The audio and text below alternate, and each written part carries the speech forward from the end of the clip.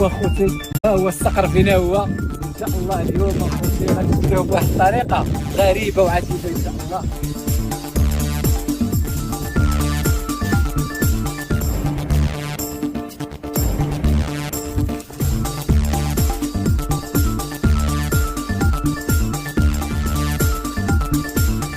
هو اخوتي العزاز كما كتشوفوا دابا هذه هي اللحظه ديال الحسم. الدراري غيخليوني بوحدي هنايا وغادي يمشيو على ما نتسناو الصقر على ما يجي، وان شاء الله غادي نصيدوه ان شاء الله باذن الله.